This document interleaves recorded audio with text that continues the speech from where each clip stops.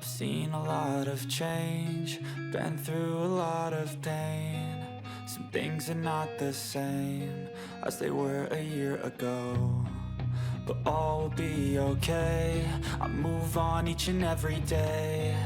The past is where it stays, way back a year ago. I've changed for the better this time. 우선은 오늘 목차를 좀 말씀드리면요. 임진강이 일단 용암이라고 하는 게 특별한 우리 지역에 가지고 있는 그런 아주 소중한 특징이 될 수 있고요. 그 다음에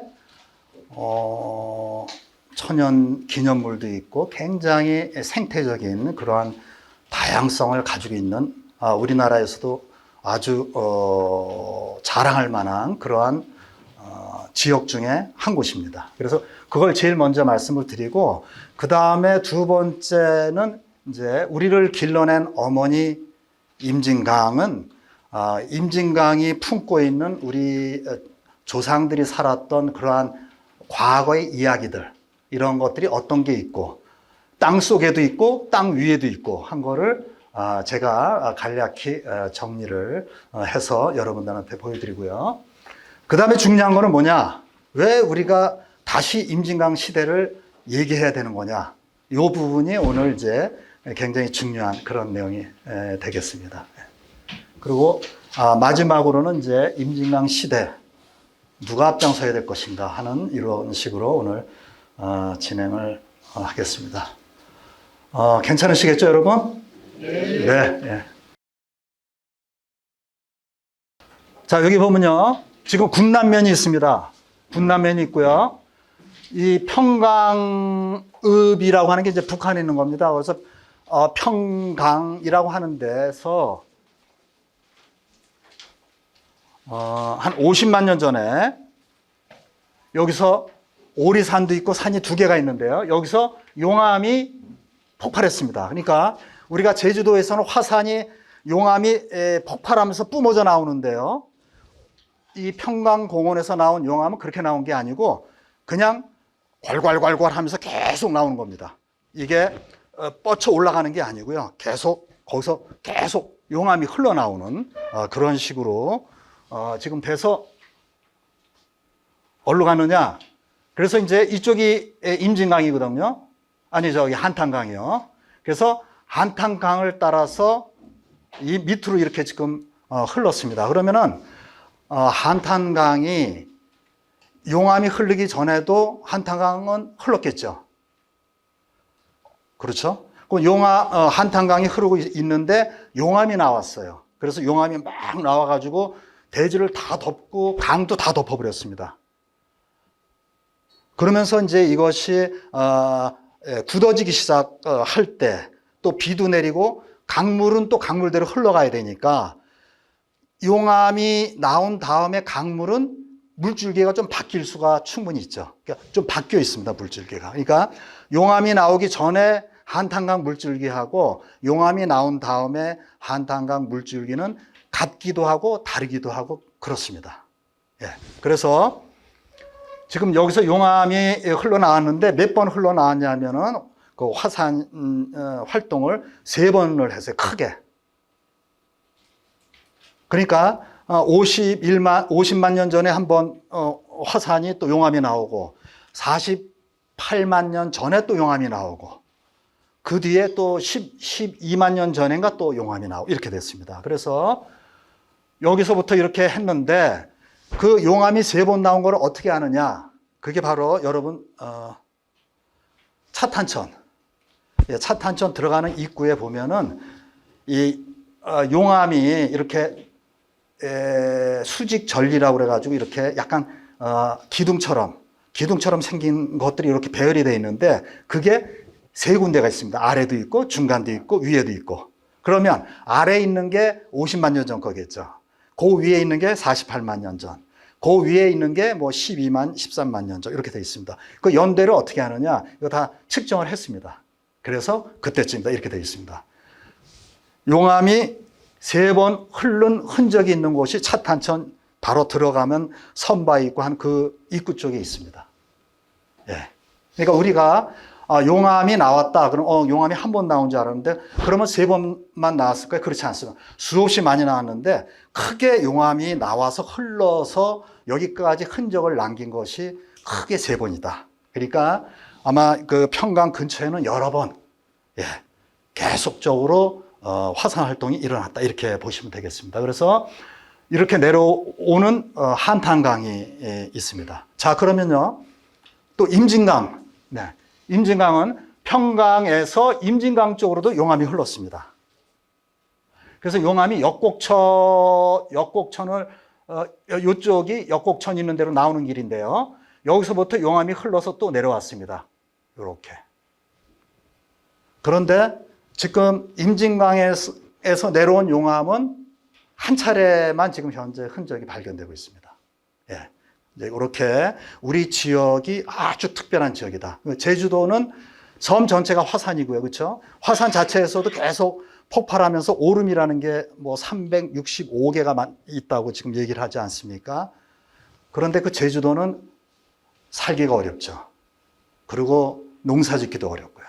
그 다음에 거기는 바람이 많고 섬이라 고립되어 있습니다. 하지만 우리 지금 연천이 가지고 있는 한탄강, 특히 임진강은 어떠냐? 굉장히 살기 좋죠. 그 옛날부터 사람들이 살아왔던 곳입니다. 그 흔적을 제가 이제 좀 이따 잠깐 말씀을 드리겠습니다. 그러한 축복받은, 사람 살기 좋고 한 이런 축복받은 땅이 우리나라에서도 어디냐? 바로 이 연천 땅입니다. 그리고 통일미래센터의 옆에 보면은 중부 원점이 있죠. 그 중부 원점은 쉽게 말하면 한반도의 정중앙이다. 이렇게 볼 수가 있습니다. 그리고 한 가지 더 말씀드리면, 요거 알고 계시죠? 여기요? 횡산리하고 상본리. 저게 태극, 모양으로 돌고 있지 않습니까? 저것이 오늘의 또 핵심 키워드가 되고 마지막에도 제가 그 말씀을 드리도록 하겠습니다. 자, 그러면 용암이 나오는데 왜 지금과 같은 우리 땅이 만들어졌을까를 한번 생각할 필요가 있습니다. 첫째는요, 강폭으로 하면 임진강 있고 그 다음에 한탄강이 있고 차탄천이 있습니다. 강폭이 다 다르죠. 그러니까 똑같은 용암이 흘렀다 했을 때 강폭이 좁으면은 그 좁은 게 넘치겠죠. 그럼 옆에 예를 들면 차탄천 같은 데가 있다 그러면 용암이 많으니까 흘러가다가 멈추거나 기다리다가 그 옆에 있는 차탄천으로 용암이 다시 거슬러 올라가는 거예요. 그러다가 이제 용암이 빠져나가면 다시 내려오겠죠. 그러니까 차탄천에는 3번 정도 용암이 들어갔다 나왔다 했을 거라는 겁니다. 자, 그런데요, 차탄천은 용암이 어디까지 갔을까요? 끝까지 다 올라가지 않았죠. 어디냐 하면은 차탄교 연천읍 바로 밑에 이거 다리 있는데 그 조금 아래까지만 용암이 들어갔습니다. 그러니까 그게 아마도 제일 많이 용암이 나왔을 때 거기까지 왔다 갔을 거고요. 거기까지 3번의 용암이 다 거기까지 갔을 것 같지는 않습니다. 자, 그래서 좁은 데를 용암이 통과하려다 보니까 옆에 지류 쪽으로 들어갔다 나왔다 하면서 만들어진 것이 차탄천에 지금 여러분들이 늘 보시는 움터 거기가 전부 용암 바위 덩어리였고 거기에 또 물도 고여 있었고 하는데 그것이 다 이제 침식이 돼서 깎아 내려서 지금 사람이 다니는 곳이 됐습니다. 그러니까 제가 좀 이따 간단히 말씀드리겠지만 현무암의 어떤 명소 중에서도 사실은 연천의 명소야말로 최고의 명소다 이렇게 말씀드릴 수 있습니다. 그러면 임진강은 어떻게 됐을까? 그러니까 한탄강에서는 3번이나 용암이 흘러내리고 강폭이 좀 좁습니다. 그러다 보니까 어떻게 되느냐? 거기에 비가 오거나 강물이 흐르다 보면은 용암이 식어서 그게 이제 수축되지 않습니까? 수축되면서 사각형이나 육각형이나 이런 형태로 기둥 모양으로 그게 응결이 됩니다. 그러다 보니까 그 사이사이가 약해지겠죠. 그러면 빗물이나 강물이 그 사이사이에 들어가게 됩니다. 그럼 어떻게? 떨어져 나옵니다. 예. 그렇기 때문에 한탄강은 양쪽 다 주상절리로 돼 있어요. 그러니까 사람들이 내려갈 수가 없습니다. 그렇죠? 거기 사람이 살 수 있을까요? 사람은 살 수가 없습니다. 경치는 좋지만 사람이 살 수 있는 곳은 아니죠. 그러면 그 한탄강이 계속 흘러 내려오다가 어디가 조금 넓어지느냐, 그것이 한탄강 유원지가 있는 데입니다. 거기서 좀 넓어지고 거기 구석기 유적이 발견될 수밖에 없는 거죠. 아주 옛날부터 그러한 그러니까 그 밑에서 내려왔던 것들이 거기에 쌓이는 거죠. 그러면서 비옥한 토지가 되고 사람 살기 좋으니까 또 접근성도 좋고 그러니까 거기에 사람이 살았던 겁니다. 자, 그러니까 거기까지 하고요. 그러면 동일이는 어떻게 될까요? 동일이도 마찬가지입니다. 한탄강에서 용암이 내려와 가지고 파주 쪽으로 빠지질 않으니까 머물다가 계속 내려오니까 그게 밀려서 올라간 거예요. 그래서 동일이 주상절리도 그렇게 만들어졌고 차탄천에 그것도 그렇게 만들어진 겁니다. 그러니까 그러다가 거기서 이제 전부 파주 이쪽으로 쭉 빠져나가게 된 거죠. 그래서 제가 이제 말씀드리는 거는 이제 지금 용암이 얼마큼 많이 흘러내리느냐, 또 강폭이 좁으냐 넓으냐, 그렇죠? 그리고 대체로 강의 경사가 급합니다. 그렇기 때문에 여름에 비가 왔다 그러면 막, 그렇죠? 사고가 많이 나죠. 차탄천도 마찬가지고 한탄강도 마찬가지입니다. 자, 그러나 제가 지금 말씀드리려고 하는 임진강은 다릅니다. 임진강은 일단 강폭이 굉장히 넓고요. 용암이 한 차례 정도 흘렀어요. 그러니까 한탄강은 많이 다릅니다. 그렇죠? 그리고 아까 말씀드렸듯이 S자로 태국 문의를 했다고 하는 거는 내려오던 물이 거기서 반바퀴 돌면서 물의 속도가 낮아지고 또 강폭이 크기 때문에 침식도 하지만 거기에 퇴적시키는 걸 동시에 만들어내는 거예요. 그렇게 내려오다가 또 상권리 쪽에서 또 한 번 그렇죠? 오른쪽으로 틀지 않습니까? 이렇게 하면서 거기는 보통 사람들도 쉽게 접근할 수 있는, 그러니까 양쪽이 다 협곡이 아니라 한쪽, 그것도 일부분만 협곡, 이런 형태로 만들어진 게 임진강이다. 이렇게 말씀을 드리겠습니다. 제가 지금 말씀드리는 거는 특히 그 중에서도 임진강은 사람이 살기 좋은 곳이다. 용암도 있고, 그리고 또 국가 하천입니다. 일단 이 정도로 말씀드리고요. 제가 이제 뒤에는 조금씩 빠르게 가겠습니다. 자, 요거는 이제 계안마루 쪽에서 내려다본 이제 오른쪽에는 상고원리입니다. 한탄강, 임진강이죠. 강폭이 넓어요. 이거는 이제 포천, 비두기낭 폭포하고 멍우리 그 중간에 휴식할 수 있는 곳에서 찍었습니다, 제가요. 네, 이거는 이제 차탄천입니다. 이게 좀 넓어 보이는 거는 제가 이 아래에서 지금 찍었기 때문에 넓어 보입니다. 위에서 찍었으면 이렇게 넓어 보이지 않을 텐데요. 이 협곡이라고 하는 거는 어떠냐? 특히 은대리 그 평야 그쪽에서 보면은 차탄천이 안 보여요. 그러니까 차탄천이 있는지 아무도 모릅니다. 그게 이제 우리 차탄천이 가진 특징이다. 이렇게 볼 수 있습니다. 제가 이제 여러 가지 말씀을 드렸는데요. 간단히. 자, 국가하천이라고 하는 거. 나머지는 지방하천입니다. 그래서 강폭 이렇게 되어 있고요. 여기서 이제 이거는 이제 제 자료에 있습니다. 여기서는 중요한 게 뭐냐? 임진강은 반 이상이 다 북한에 있다.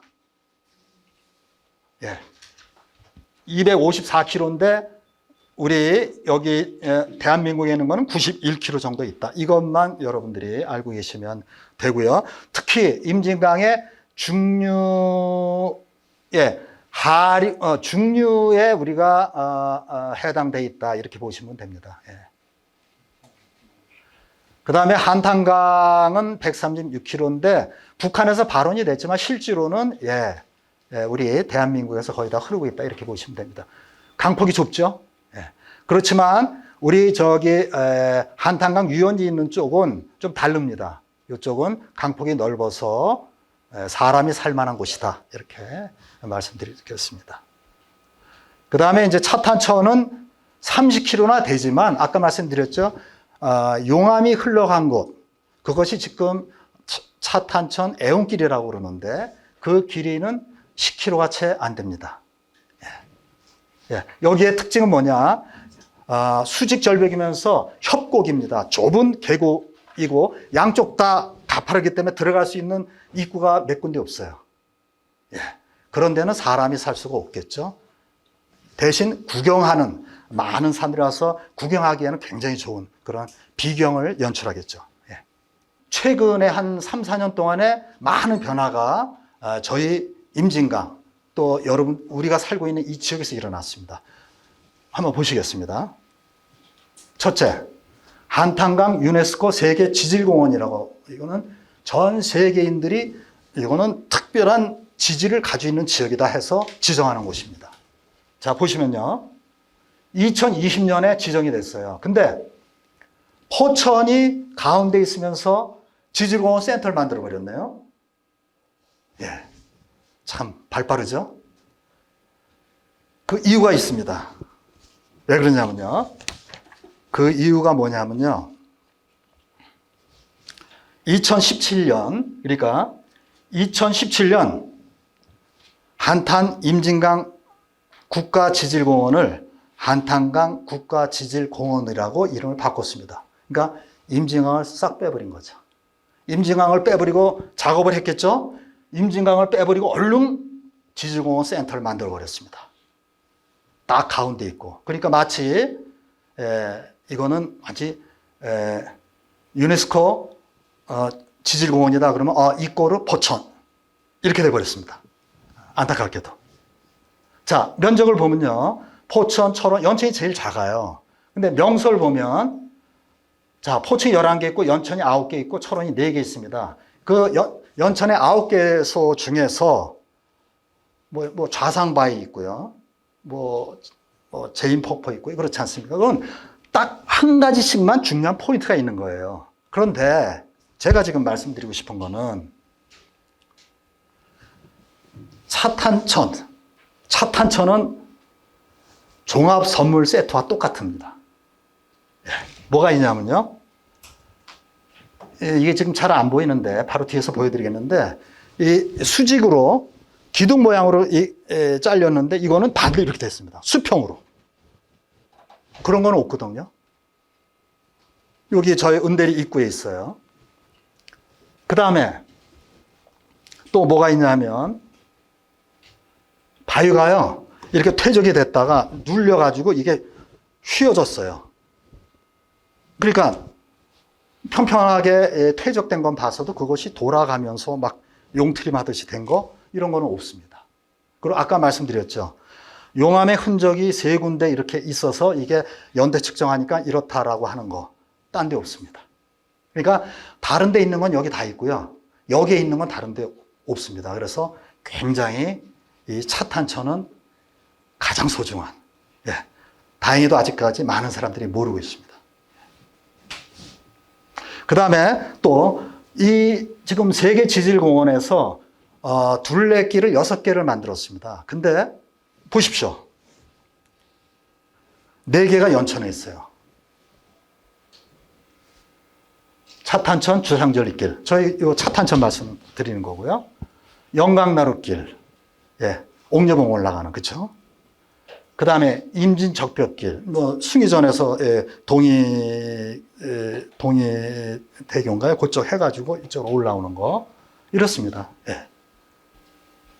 자, 요게 이제 조금, 좀 크게 볼 수 있는, 옆으로 판상절리라고 얘기를 하고 있습니다. 이건 이제 차탄천이죠. 멋있습니다.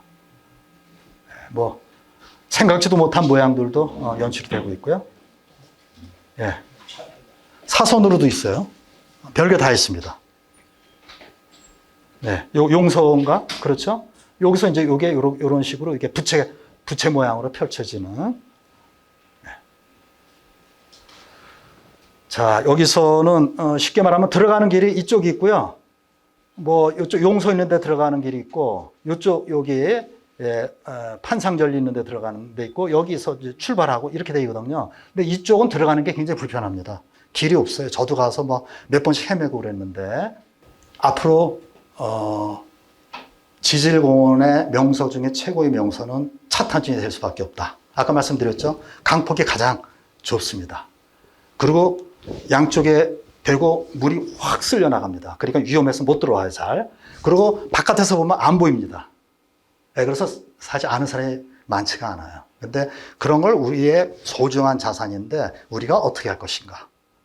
굉장히 중요한, 그러니까 지질적으로만 볼 것이 아니고 트레킹 할 수 있는 코스, 들어가는 길이 많지가 않기 때문에 그 들어가는 입구에 어떤 적절한 설치물, 그 다음에 안전관리 같은 거 해주고, 코스 안내 정확히 해주고, 처음부터 끝까지 다 가지 말고 부분을 놓아서 갈 수 있게 이렇게 한다든가 하는 이런 것들이 필요할 것 같아요.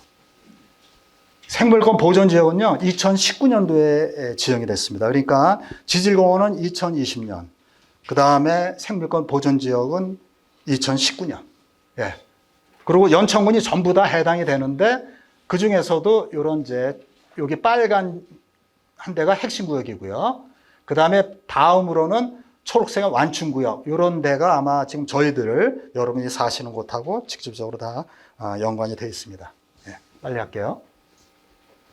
자, 그 다음에 또 세 번째는 뭐가 있냐면요. 천연 기념물로 연천 임진강 두루미 서식지죠. 쉽게 말하면 서식지가 천연 기념물로 지정이 됐어요. 그게 작년 5월에 지정이 됐습니다. 그러면 두루미하고 재두루미는 언제 되느냐? 1968년도에 됐어요. 네. 그런데 이게 왜 중요하냐면요. 보시면은 최근 5년으로 보면 올해 1월 달 숫자가 확 늘어났습니다. 특히 재두루미가 많이 늘어났습니다. 그러니까 여러분 아시죠? 두루미는 우리가 말하는 학입니다. 가장 중요하고 전 세계에 2천여 마리 정도밖에 안 되고요. 그중 3천 마리 정도 되고 우리나라에는 한 1,500마리가 오는데 어디까지 오느냐? DMZ까지밖에 안 내려옵니다. 그래서 철원하고 연천하고 2대1 정도 비율이라고 보시면 됩니다. 1,000마리가 철원은 좀 넘고 연천은 500마리 내외 이렇게 되어 있습니다. 그리고 그 밑으로는 일체 내려가지 않습니다. 그러니까 세계에서 가장 멸종 위기 1급에 있는 그러한 새가 바로 이 우리가 말하는 학입니다. 이름도 많죠. 백학면도 있고 그렇죠. 학자 들어간 그런 이름이 우리 지역에 많이 있습니다. 그리고 재두루미는 그거보다 좀 작습니다. 근데 두루미는 이렇게 피면은 1m 40 정도 됩니다. 그러니까 키가 날개까지 다 피고 하면은 그래서 신선이라고 옛날에 선조들이 말씀하셨기도 합니다. 자, 그래서 앞으로 이제 이렇게 늘어났기 때문에 지금 군남댐 아래로도 오고요, 성공리에도 오고요. 지금 진상리 쪽에서도 보이고 좀 그렇습니다. 그러니까 전에는 군남댐 위에만 있었는데 지금은 늘어나면서 계속 내려오고 있고 강내리 강서리는 당연히 있고요. 그래서 앞으로 여러분들이 우리 세계적인 이런 천연 기념물에 해당되는 거를 어떻게 잘 보호할 것인가에 관심을 가질 필요가 있고요. 또 하나는 앞으로 유네스코 세계 자연유산에도 도전할 수가 있습니다.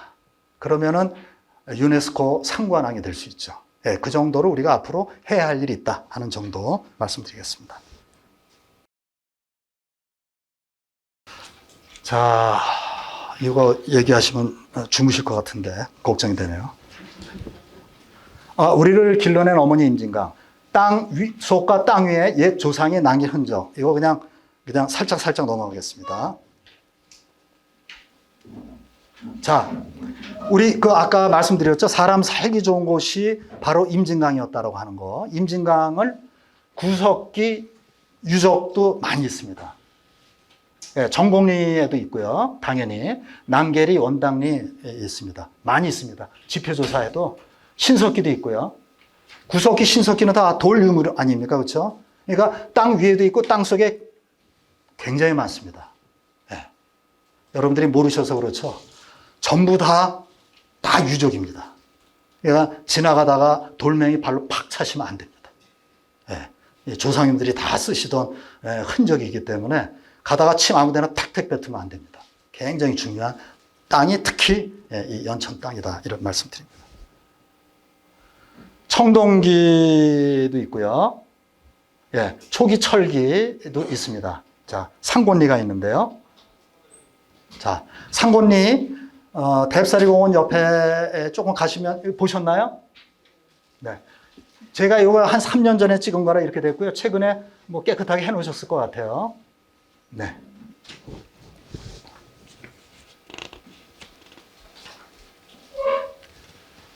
이게 이제 100년에서 300년 사이에 철기도 제작하고 거기에 사람들도 살고 했다는 그런 흔적입니다. 이게 한강 이북에선 최초라고 얘기하고 있습니다. 자, 이제 보면요. 돌무지 무덤이요. 대입사리 공원에 있는 거. 여러분 뭐 흔히 보시잖아요. 여기뿐이 아니고 많이 있습니다.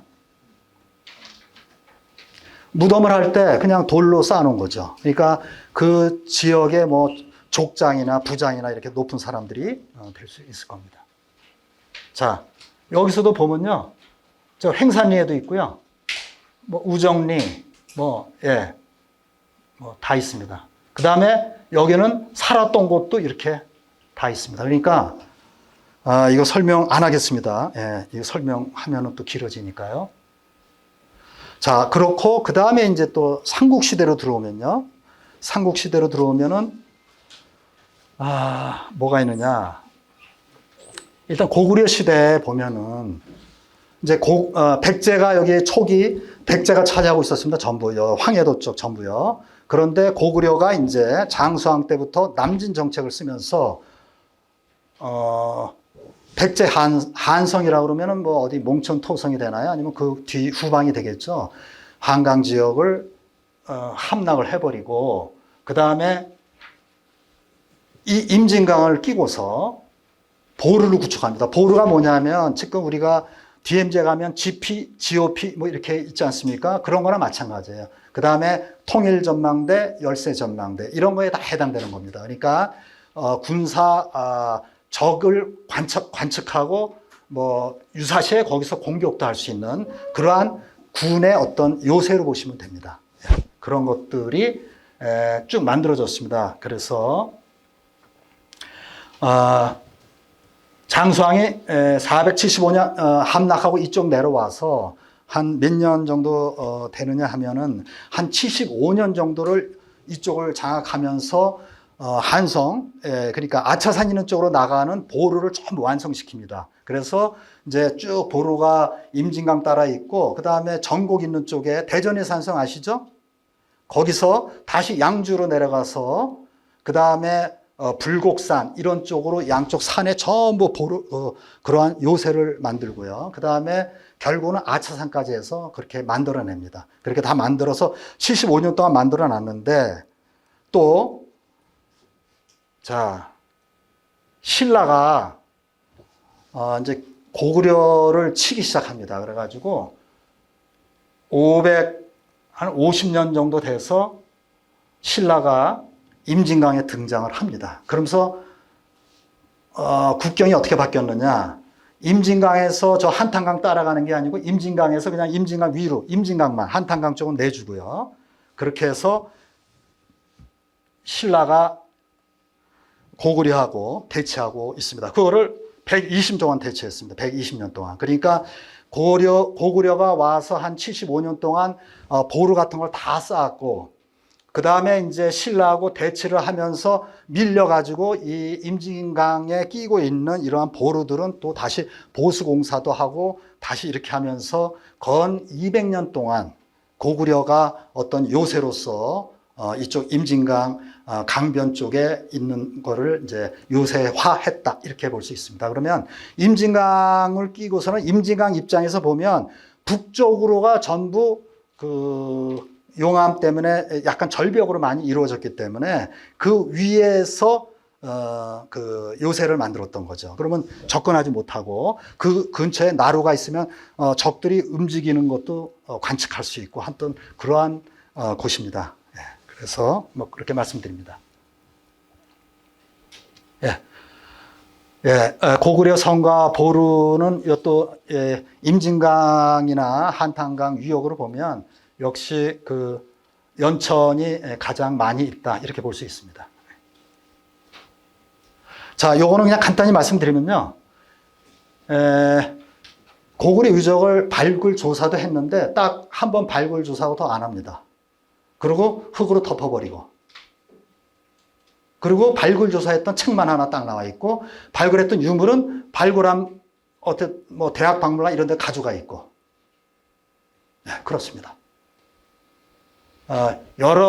아까 말씀드린 대로 저기 보면 뭐 음대리선, 호로고로, 당포선, 신단위 고분 전부 있지만 우리 연천에 가지고 있는 거는 알맹이는 별로 없는 거죠. 겉에만 지금 있습니다. 네, 그리고 그 내용도 우리는 모릅니다. 그러니까 지금 유일한 건 뭐냐? 호로고루만이 거기에 우리가 유적 전시관 하나 작게 운영하고 있는 거 하나 딱 그것만 있습니다. 그러니까 여기서 제가 말씀드린 건 뭐냐? 그거를 조사했다. 그럼 조사한 결과가 어떠냐? 그러면 더 조사가 필요하다. 그럼 더 조사해야죠. 그렇죠? 그러니까 나온 유물들에 대해서 정확히 학술 조사를 하고, 연구가 덜 됐다. 연구를 더하게 하고. 그래서 온전한 형태로 설명할 수 있게 되면, 그러면 우리가 있던 지금 보루는 어떻게 복원하면 좋으냐? 그렇죠? 복원도 해야 되고. 그렇죠? 그런 보루들이 여러 개 있으면 그러면 어디 한 군데다가 박물관 같은 걸 만들어서 이건 이쪽 보루에는 이렇게 돼 있다. 이렇게 돼 있다. 이렇게 돼 있다. 해야 되지 않겠습니까? 그렇죠? 자, 그다음 보루를 어떤 형태든 복원을 했다. 그럼 거기에 접근할 수 있는 도로나 길을 만들어야 되겠죠? 예, 이러한 면에서 봤을 때는 아직 아주 초기 단계다. 예. 그리고 최근에 한 조사가 10년 전입니다.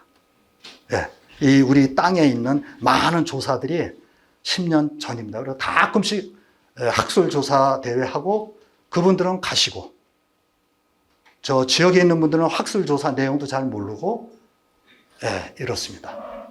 그리고 그게 그렇게 중요한지 잘 모르고, 뭐 이런 것들이 지금 저희 임진강변에서도 많이 벌어지고 있다. 이렇게 말씀드리겠습니다. 자, 요거까지만 하고 쉬겠습니다. 자, 그 다음에 고려가 탄생한 거에 관련된 이야기도 있고요. 고려가 망한 이후의 이야기도 우리 지역에 있습니다. 어떤 걸까요? 네, 요거 들어가는 있고, 숭의전 들어가는 있고, 어수정 아시죠? 물맛 좋던데요. 네, 물 맛있어요. 자, 이 어수정은 뭐냐? 왕건이 물을 마신 곳이에요. 그러니까 철원에 있는 궁예를 만나러 가기 위해서 송악, 개성에서 배 타고 옵니다. 그래서 임진강 그 근처에서 내려서 거기에 원래가 왕건의 원찰 앙암사가 있던 자리입니다. 앙암사에 와서 쉬고, 하루 쉬고, 뭐 며칠 쉬셨는지 모르겠지만 쉬고 그 어수정의 물을 먹고, 예, 그리고 그 당시는 뭐 다 불교 했으니까 뭐 부처님한테 또 희망사항을 얘기도 하고 좀 쉰 다음에 또 서둘러서 거기서 배를 타고, 그 다음 코스는 제가 잘 모르지만 뭐 상곤리가 됐던 뭐 난계리 쪽 어디 나루가 됐던 거기서부터 육로로 해서, 예, 이제 말을 타고 갔겠죠. 그래서 철원까지 가는 이런 코스입니다. 그러한 이야기가 담겨 있는 것입니다. 그러니까 지금 이 스토리만 가지고도, 예. 그 다음에 또 이 고려를 탄생시키는데 또 아픈 역사가 있죠. 경순왕릉도 근처에 있고요. 이런 것들이 이제, 예, 특별하다. 이렇게 말씀드립니다. 어수정에 대한 설명이고요. 자, 그러면 이제, 숭의전을 제가 간단히 말씀드릴게요. 숭의전은 앙암사였어요. 그러니까 어떻게 되냐면요. 1392년에 망했습니다. 고려가. 그러니까 어떻게 되느냐. 고려에 모셔놨던 종묘죠. 고려의 왕들. 이거를 전부 다 없애버립니다. 없앨 수가 없으니까 형식적으로 옮깁니다. 어디로? 뭐, 그때는 굉장히 교통이 불편한 곳이었겠죠. 지금 숭의전이. 그 자리를 옮깁니다. 형식적으로. 그리고 건물도 특별히 안 짓고 거기에 뭐를 가져오느냐. 거기에 이제 왕건 그 당시에는 영정 사진들이 고려시대 때는 많았고 얼굴을 보면서 이렇게 숭배를 했던 모양입니다. 그리고 특히 뭐냐면 고려 왕건의 동상이 있습니다. 동상도 같이 왔습니다. 그리고 건물은 그냥 그 전에 있는 어떤 사당과 절이나 사당처럼 허름한 데다 그냥 제사를 지낸 거죠. 그렇게 몇 년을 지냈냐 하면은 그렇게 한 30여 년을 그렇게 지냈습니다.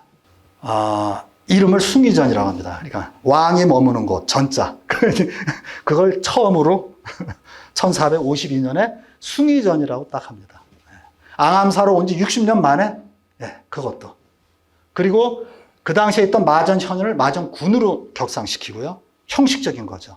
그 다음에 이거는 개성 왕씨 후손들이 제사를 지내야 된다. 그래서 왕술래라고 하는 분을 그 당시에는 왕실 찾으려 찾을 수가 없었습니다. 전부 다 죽이고 없앴으니까. 어떻게 찾아가지고 그분이 이제 저거를 책임을 맡는 이런 식으로 시작을 했습니다. 그래가지고 조선 후기에는 사실은 별로 그렇게 잘 돌보지 않았어요. 그렇게 하다가 한국 전쟁 때 완전히 다 타버립니다. 그래서 나라에서 1971년도에 사적으로 지정을 해요. 그리고 73년도에는 종친에서 본전 있죠, 하나. 정중앙에 있는 그 건물. 그거 하나만 그냥 서둘러서 만들어냅니다. 그러니까 나머지를 정부에서 해서 이렇게 만들어져서 지금 하는 건 뭐냐? 왕순례. 묘소도 들어가는 그 고개 내려막에 있습니다. 지금 하는 건 뭐냐? 봄과 가을로 제례 지내는 겁니다. 누가 지내느냐? 왕씨 종친회 하고요. 그 다음에 지금 16공신을 지내기 때문에 16공신 그 집안들에서 따로 조직을 만들고 있습니다. 만들어서 이제 같이 모시고 있습니다. 이게 고려 동상입니다. 자, 이 동상이 언제 만들어졌냐면 지금으로부터요. 1000년이 넘습니다. 그러니까 고려가 시작해서 한 20년쯤 지나서 봉은사라고 하는 거를 짓고 거기에 왕건 동상을 모십니다. 그렇게 해가지고 고려가 망할 때까지 모셨는데 442년 동안. 근데 고려가 망해버리니까 앙암사로 얼른 보낸 거 아닙니까? 마전에 있는. 그래서 마전에 앙암사에 와 있다가 한 30년도 채 안 돼가지고 위패로 다 바꿉니다. 조선시대 때 사람 얼굴 이런 건 아니다. 우리는 위패로 된다. 조선시대 성리학이니까요. 그래서 어떻게 하느냐? 이거를 없애버리면 난리가 나니까. 그러니까 어떻게 하느냐? 왕건릉에 다시 묻어버립니다. 묻은 다음에 김일성이가 1993년도에 이제 왕건릉이 조금 너무 초라하니까 좀 확장 공사를 해라 했는데 그때 동상이 나온 겁니다. 이게 불상인 줄 알았어요. 나중에 알고 보니까 이것이 고려 왕건 동상이다. 이렇게 되어버렸습니다. 그러니까 지금 1000년이 넘는 저겁니다. 제가 왜 이걸 말씀드리냐면, 자, 우리 지금 숭의전에 이렇게 있어요. 숭의전에. 그것도 본전에 있는 게 아니고요. 그 이름이 뭐죠? 들어가는 입구에 앙암제? 아니, 앙암제라고 아마 그렇게 돼 있을 겁니다. 들어가는 입구에. 이렇게 돼 있습니다. 이거 되겠습니까, 여러분? 저라면은 저렇게 안 하죠. 북한하고 가서, 야, 복제품이라도 하나 만들자. 그래서 복제품을 갖다 놔야죠. 숭의전인데. 그러니까 조선시대 때도 형식적으로 모셔졌고, 전쟁 때는 불타 없어졌고, 일제 때도 형식적으로는 제례를 지냈다고 합니다. 그러니까 이거는 우리 지역의 문제고, 우리 지역에서 지금 아마 평양 무슨 국립박물관에 전시되어 있다고 합니다. 그러니까 우리 민간들이 가서 여기 우리가 고려 종부 모시고 있는데 여기 모셔야 되지 않겠냐.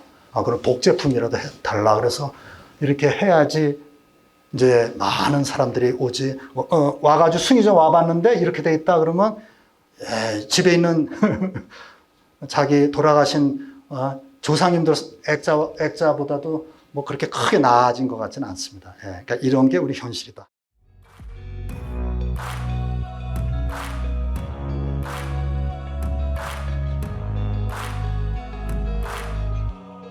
Way back a year ago,